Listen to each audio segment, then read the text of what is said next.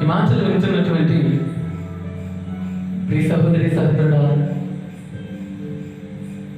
నీ హృదయంతో దేవుడి గురించి మాట్లాడాలని ఆయన ఇష్టపడుతూ ఉన్నాడు. నీ జీవితంలో నీవు పలుమార్లు మటుకు యేసయ్యా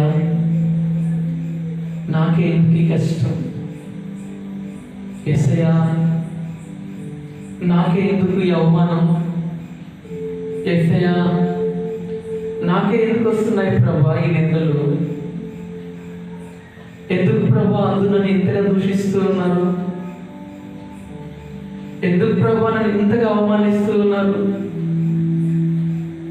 లేనిపోని నిందలు నా పైన వేస్తూ ఉన్నారు, నాకే ఎందుకు ప్రభా ఈ కన్నీరని ప్రతిరోజు కుమిలిపోతూ ఉన్నావా, ప్రతిరోజు ఏడుస్తూ ఉన్నావా,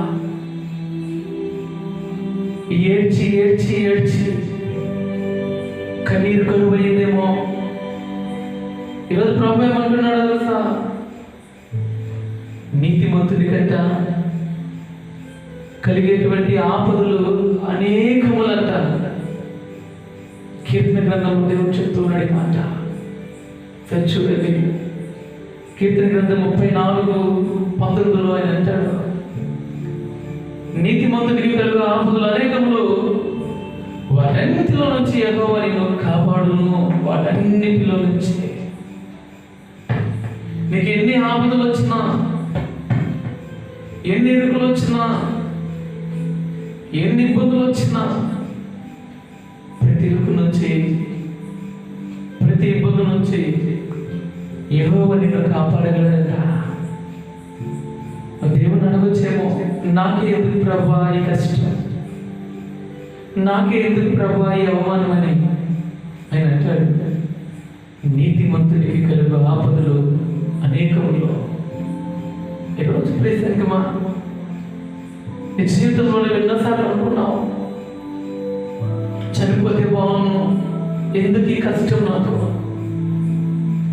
చనిపోతే బాగున్నాను, ఎందుకు ఈ నిందల్ని భరించలేదు, చనిపోతే బాగున్నాను, ఎందుకు ఈ కష్టం నేను భరించాలి, ఈ మాటలు ఎందుకు నేను పడాలి, ఇరుగుపురి వారి దగ్గర ఎందుకు ఈ మాటలు నేను పడాలని.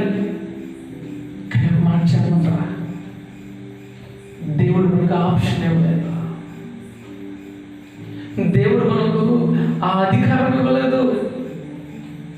ఒక క్రైస్తవునిగా, ఒక దేవుడిని ఎరిగిన బిడ్డగా ఈరోజు నీవు అలాంటి ప్రాణాలు తీసుకునే పరిస్థితి దేవుడు నీకు ఇవ్వలేదు. అలా అనుకోను అంటే ఈరోజు ఈ మాటలు వింటున్నటువంటి సాగుతున్నా, కొన్ని మాటలు చెప్పాలని ఇష్టపడుతూ ఉన్నా. ఇలా చనిపోవాలనుకుంటే ఎంతో మంది దైవజనులు ఎప్పుడో చనిపోయినవారేమో, ఎంతో మంది సేవకులు ఎప్పుడో మరణించుండేవారేమో. ఎందుకో తెలుసా? ఈరోజు దైవజనులు బ్రతుకున్నారంటే ఒకే ఒక కారణం, దేవా నీవు మా పైన పెట్టినటువంటి, మా భుజముల పైన పెట్టినటువంటి సేవ అనే భారం, సేవ అనే భారం లేకపోతే, సేవకుడికి కలిగేటువంటి నిందల ద్వారా, సేవకుడికి కలిగేటువంటి అవమానముల ద్వారా, సేవకుడు పడేటువంటి కష్టముల ద్వారా, సేవకుడు పడేటువంటి శోధనల ద్వారా, వీటన్నిటిని బట్టి చనిపోతే బాగున్నా, ఎందుకు ఈ జీవితం అనుకునే ఉండేవాడేమో. అయితే ప్రభా, దేవాది దేవుడు మనకు ఆప్షన్ ఇవ్వలేదు. ప్రభు అంటాడు, నీతిమంతునికి కలుగు ఆపదలు అనేకములు. ఈరోజు నీవు కాల్చేటువంటి కన్నీటికి కారణం ఎవరో తెలుసా? ఈ చుట్టుపక్కల వారే ఉన్నారేమో. ఒక భక్తుడికి మాట అంటాడు, కంట్లో పొడిచేది ఎవరో తెలుసా? నీ కంట్లో పొడిచేది ఎవరో తెలుసా? ఇంట్లో వారే. కంటిలో పొడిచేది ఇంటిలో వారే. ఎస్ ఎస్, మాటకి నీ చుట్టుప్రక్కల ఉన్న వారిని నిందిస్తూ ఉంటారు. నీ చుట్టుప్రక్కల ఉన్న వారిని, నీ తోడున్న వారిని అవమానపరుస్తూ ఉంటారు. నువ్వు నా అనుకున్న వారిని నీపై నిందలెత్తి వేస్తూ ఉంటారు. నువ్వు ఎంతో ప్రేమించిన వారే నీపై ఏవేవో చెప్తూ ఉంటారు. వాటన్ని విన్నప్పుడు ఏంటి ప్రభా, నా అనుకున్న వారు నన్ను ఇంతగా ఇంతగా ద్వేషిస్తూ ఉన్నారా, ఇంతగా బాధిస్తున్నారు ప్రభా అని నీవు పడినటువంటి బాధ అంతా ఇంత కాదేమో.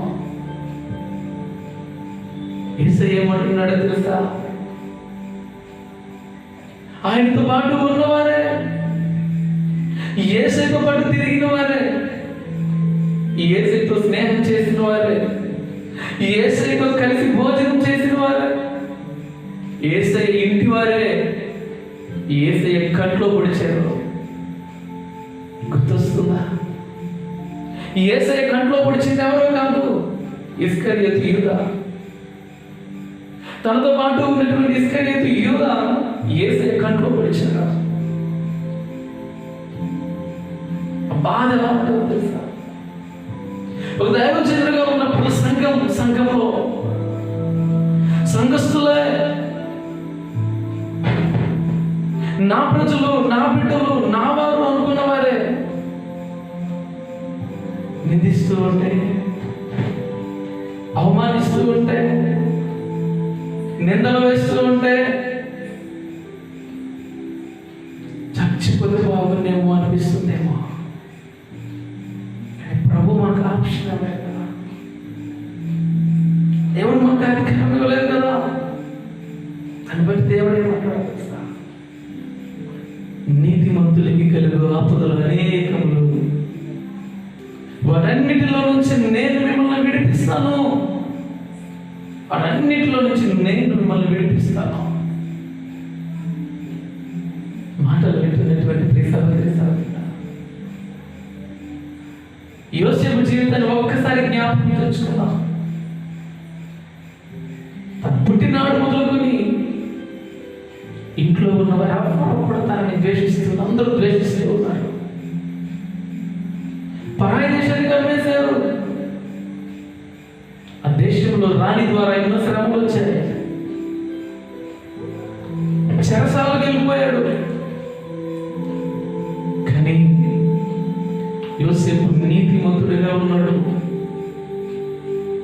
కన్నీరుగా వచ్చాడు చెరసాలలో. తన అన్నలు తనని చంపివేయాలని తీసుకుని వెళ్తున్నప్పుడు ఎంతో దుఃఖపడ్డాడు, ఏడుస్తూ ఉన్నాడు. తన ఇంటి వారే. కానీ ఈరోజు ఆ నీతిమంతుడైనటువంటి యోసేపుకి అనేకమైనటువంటి దుఃఖములు కలిగినను యోసేపుని దేవుడు ఆశీర్వదించాడు. ఒక ఉన్నతమైనటువంటి స్థానంలో నిలబెట్టాడు. ఆ దేశానికి గొప్ప నాయకునిగా చేశాడు. యోసేపు జీవితం ఆశీర్వదించబడింది. ఈరోజు ఈ మాటలు వింటున్నటువంటి ప్రియ సహోదరి సహోదరుడా, కన్నీటితో ఉన్నావేమో, దిగులుతో ఉన్నావేమో, వేదంతో ఉన్నావేమో, కులిగిపోయి ఉన్నావేమో, నాకే ఎందుకు కష్టం అనుకుంటున్నావేమో, నాకే ఎందుకు కన్నీరు అనుకుంటున్నావేమో, నాకే ఎందుకు బాధ అనుకుంటున్నావేమో. దేవుడు నీతో మాట్లాడుతూ ఉన్నాడు. దేవుని యొక్క ప్రసన్నతతో మాట్లాడుతూ ఉంది. ఆయన కనికరం నీతో మాట్లాడుతూ ఉంది. ఆయన అంటాడు, నేను నీకు తోడుగా ఉన్నాను, నిన్ను విడువను, ఈ ఎడబాయను, నిబ్బరం కలిగి ధైర్యముగా ఉన్నాను, నిబ్బరం కలిగి ధైర్యముగా ఉన్నాను. నా కృప నిన్ను విడిచిపోదు, నా కృప నిన్ను విడిచిపోదు అంటాడు.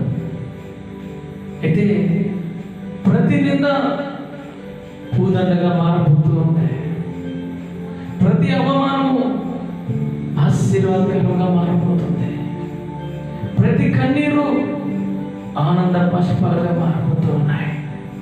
కష్టాలు ఎవరు వస్తాయో తెలుసా? నీతిమంతుడికి గుర్తు మర్చిపోవద్దు. కన్నీరు ఎలా వస్తుందో తెలుసా? నీతిమంతుడిని మర్చిపోవద్దు. నిజంగా ఈ మాటలు వింటున్న నీవు దేవుని సన్నిధిలో ఏకీభవిద్దాం, ప్రార్థన చేసుకుందాం. సర్వోన్నతుడా, సర్వశక్తిమంతుడా, దేవాని నామానికి వందనాలు. ఈ మాటలు విన్నటువంటి నీ బిడ్డలను మీరు దీవించండి, ఆశీర్వదించండి. ప్రతి కన్నీటి బిడ్డని తోడుండయ్యా. దుఃఖంలో ఉన్న ప్రతి బిడ్డకి మీ కృప కనికరాన్ని సదాకాలం దయచేసి దేవారి దుఃఖాన్ని తీర్చి ఆనందాన్ని దయచేయమని, సమాధానాన్ని దయచేయమని నజరేయుడైన యేసుక్రీస్తు నామములో అడిగి వేడుకొనుచున్నాము పరమ తండ్రి.